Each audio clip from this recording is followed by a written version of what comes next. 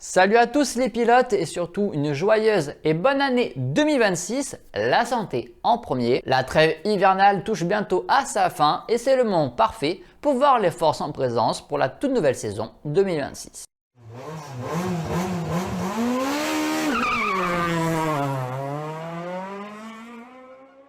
On commence avec le calendrier qui a été légèrement réajusté. Le Japon passe au mois de mai tandis que la Sardaigne glisse au mois d'octobre. Un choix surprenant quand on sait la chaleur habituelle de ce rallye sera donc parcouru dans des conditions différentes. Mis à part ça, le calendrier reste globalement le même que 2025. En WRC3, Giovanni Rossi repart à l'assaut du Monte Carlo. Son programme complet reste encore à définir, on ne sait pas s'il souhaite faire toute la saison en WRC3. Les juniors WRC n'ont pas été encore annoncés, on verra tout ça lors du rallye de Suède. On passe donc en WRC2. Romy Jorgensen rejoint M-Sport pour plusieurs manches. Au Monte Carlo d'abord, puisque la voiture sera équipée de toutes nouvelles améliorations, mais ne marquera pas de points pour les WRC2. Avant ensuite de commencer à marquer des points en Suède, au Kenya, et le reste du programme est à définir. Fabio Schwartz repart en WRC2 et il commencera dès le rallye de Suède sur une Toyota Yaris. Dapra poursuit l'aventure avec toujours la même équipe et la même voiture. Ben Hart Trenbrick lui roulera en Yaris Rallye 2 avec un programme solide, Suède, Croatie, Portugal, Grèce, Estonie et Sardaigne. Jonah repart aussi pour une année supplémentaire en WRC2. C'était un secret de Polichinelle, Nikolai Greazin et Johan Rossel deviennent les pilotes officiels Lancia. Pour la campagne WRC2, les débuts sont attendus lors du Monte Carlo. Taylor Gill, vice-champion du monde junior pour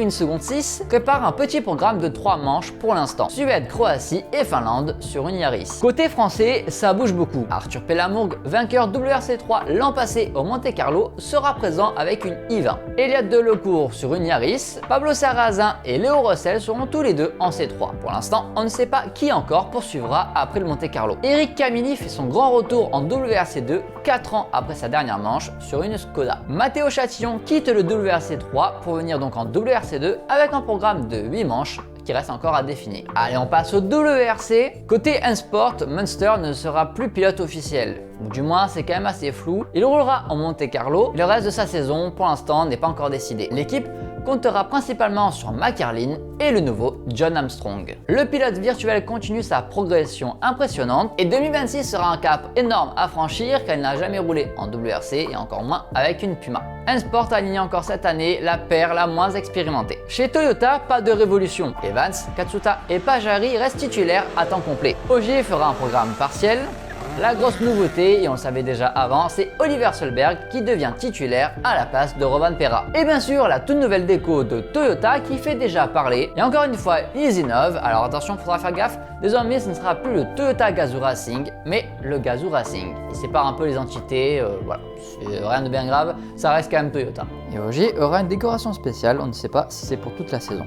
M-Sport innove une nouvelle fois avec cette décoration, qui fait d'ailleurs écho à une ancienne décoration de chez Ford en 2005. Et chez Hyundai, ça va être probablement la même, il ne change pas vraiment de décoration. Neuville et Fourmeau restent titulaires, et la troisième i20 sera partagée entre Sordo qui revient, tout comme Lapi, et Eden Paddon.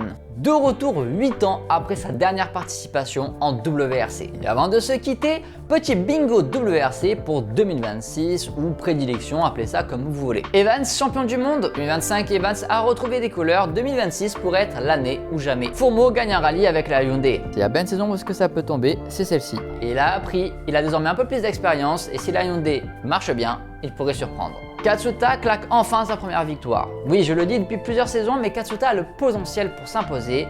L'an dernier en Suède, il était derrière Evans pour quelques secondes. Cette année, il faudra compter sur lui, je pense, sur quelques rallyes. Podium pour John Armstrong. Je mise sur un gros exploit sur un rallye piégeux. Hyundai vit un rallye cauchemardesque. Un week-end noir, double sortie, pas de performance, crevaison à gogo, enfin je sais pas. On sait que Hyundai a malheureusement vécu des week-ends difficiles. Et probablement ça va de nouveau arriver en 2026, tout comme peut-être M-Sport, qui connaît une manche catastrophique entre ses pilotes assez peu expérimentés et la Puma qui commence à être un petit peu en retrait face à ses concurrentes. Handcook et les crevaisons à gogo. Je vous fais pas un dessin, vous avez vu la saison 2025 et surtout le dernier rallye de la saison. Les Coréens auront le temps d'améliorer leurs pneus durant l'intersaison, on verra bien. Peut-être qu'il y aura un rallye où les crevaisons s'enchaîneront. Ça c'est quand même un gros outsider et peu probable, mais ça peut arriver. une WRC2 qui est finie dans le top 3 au général. Ogier gagne au moins 2 rallyes en étant en partiel. Oui, il y a de fortes chances que ça arrive, on va pas se mentir. Et vous, ça sera quoi votre bingo 2026? N'oubliez pas de vous abonner pour rien manquer. À bientôt les pilotes!